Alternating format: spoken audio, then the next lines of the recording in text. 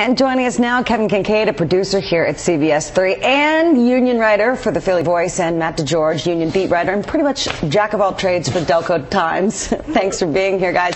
The Union wrapping up a very difficult road trip. They're the only team around in first place right now, so we're very happy about this. But what can fans be happy about these last two games? Absolutely. They're two results in two pretty difficult places. You look at going to Orlando, going to Colorado. No one had beaten Colorado, or no one had gotten any points from a trip to Colorado yet this year. Team that's top of the Western Conference. It's a very good result for them, and it really sets them up now with one more game before they break for a little while for Copa America. This is a chance for them to really take some momentum into that break. It was a weird road trip because I felt like you could make a case that they deserve 3 in Orlando with the calls that went against them and the non-PK calling the 2 fouls that didn't get called and whatnot. But maybe they didn't deserve much out of Colorado. Maybe they deserved 0 out of Colorado, ended up with 1. Maybe they deserved 3 from the Orlando game and they ended up with 1. But no, if you go on that kind of road trip from the humidity to the altitude and you don't even come home in between, I think to get 2 out of 6 is probably pretty fair. It's safe to say that the Union, we're talking about a very good team this season. Yeah, we're talking about a much different team. This is not some of the starts of the past. I think it was 2013 that they started well and then kind of faded. And that was kind of a lot of smoke and mirrors, a lot of results that they probably shouldn't have gotten, and kind of just in a different way. They're not getting now they're earning these results. And even now you see in a game like Orlando City, they're coming away with 1 point and they're not satisfied because they think they should get more. That's not the way it was in years past. It was a lot of when they got good results on the road or something like that, it was fortunate or someone was missing. Just inconsistent. Or just crazy stuff. And now there's more of a sustainable way. They were punching above their weight probably in those last couple of years, but this time when they came out, you just had the sense that they kind of had an identity and they knew what they wanted to do and they had a game plan, and you couldn't say that about Union teams in the past. But they sort of identified themselves as this team that plays good defense, sticks to a game plan. They're not going to give you anything cheap. They're not going to give you anything easy, and they can work on the offensive side of it from there. What do you think if you had to pinpoint one thing that's making them successful this season?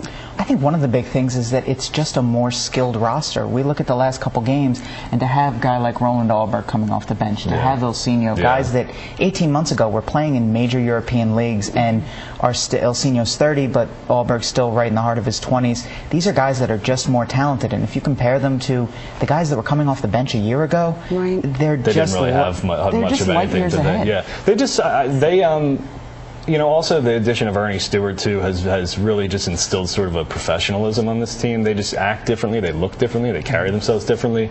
And again, just the fact that they've committed to this game plan, and they have a young defense that's performed very well.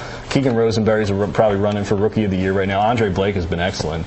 Probably should start the All-Star game if it started today. And that's the flip side of it. Even when you look at these rookies, they're not complete players yet. They're not what they're going to be, but you can see the skill that's there. They're 22 already. and 23 years old, and even Richie Marquez is like 24 or something like that. Fabinho's the veteran in the back line. He's not that old either. I could be wrong, but it just feels to me like they kind of just turned things around almost overnight. In a lot of ways, yeah. I mean, there's not a lot of holdovers from last year. They really cleaned out about half the roster from last year, and that's kind of helped instill this new belief, and it's hard to quantify that, but Jim Curtin talks about it all the time, about the self-belief and how much there's this confidence in the group, and it seems more genuine now than in years past. In years past, it always seemed kind of hopeful, like we believe in each other, and if you said it enough, it would be true, and this year you see it with the results, that it's really coming true. I know you're a big Jim Curtin fan. Yeah, he just, Jim has, Matt and I asked him plenty in the past. We would always say, what was the question? Like, what is this team? Like, what is your identity? Like, what's your how can we identify you? And he would always deflect that question, and he would always say, well, I don't think you can really say that you are one thing or the other until you start to win a few games. So sure enough, he came out on Wednesday or Monday, I guess, the last press conference that he had before they left for the road trip, and he said, I think we're beginning to identify a style where we're hard to break down, we're hard to beat and whatnot. And that was big to me, because that was the first admission that we had heard from him, that he actually felt like they were good enough to label as something, So that I took a lot away from that for sure.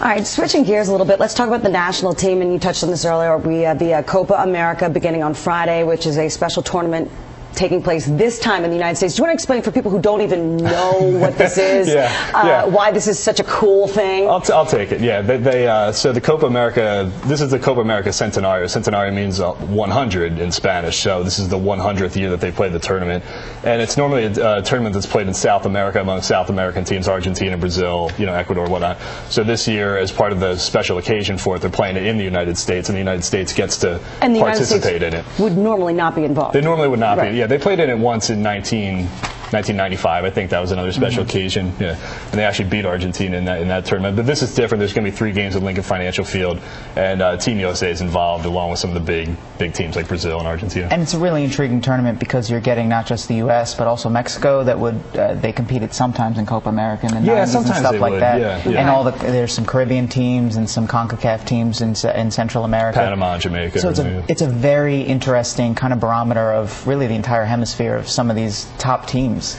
Okay, how do you think the U.S. will fare here? Well, that depends on what we're judging by. Okay. I would hope that people are realistic in thinking that if the U.S. doesn't win this tournament, that's not a disappointment. Right. I think we look at this tournament as being one where national teams bring a lot of different priorities in.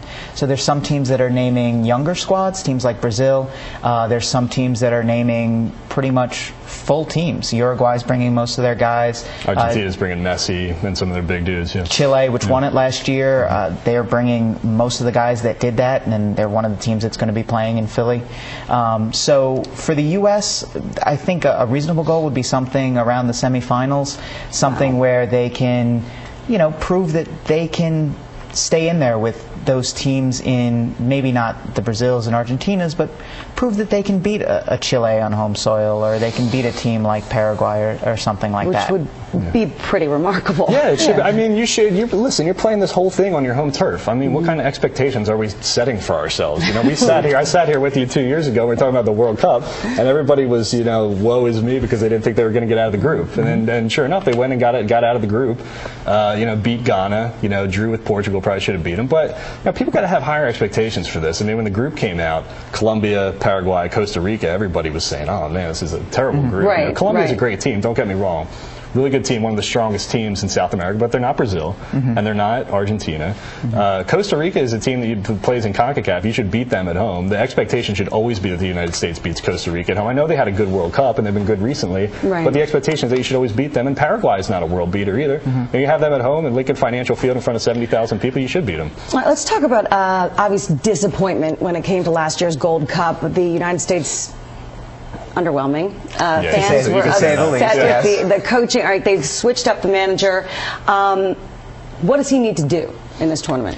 Well, it's kind of odd because there's been so much anger and so much confusion as to the direction that the U.S. national team has been going in lately, and you've got they've won 6 out of their 7 games this year. Right. Obviously, the one is Guatemala, and that was kind of a high-profile loss.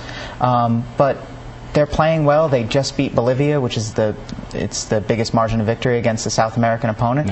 So they're in kind of a good place right now. Yeah, and look for Christian Pulisic, the 17-year-old, to hopefully get some minutes in this one. I mean, if he's good enough he scored his first goal last night. If he's good enough to play for Borussia Dortmund, then sure enough, he's good enough to play for the United States national team. And if you're not going to play him now, then when would he be ready? If he's not ready, he's scoring goals at 17 years old. If he's not ready now, which is a great story to watch alone. Yeah, and it's the last major tournament before the next World Cup for the U.S. So this is kind of a time to go out there. Last barometer we're going to get for a while. And see what he's got. Okay, very cool. Thank you so much, guys. You can read Matt's work in the Delco Times and follow him on Twitter. His handle is @SportsDoctorMD. Kevin's work at PhillyVoice.com. His handle is @KevinK CBS3. And we'll be back with the story of an Olympic hopeful in the Buick Sports Zone.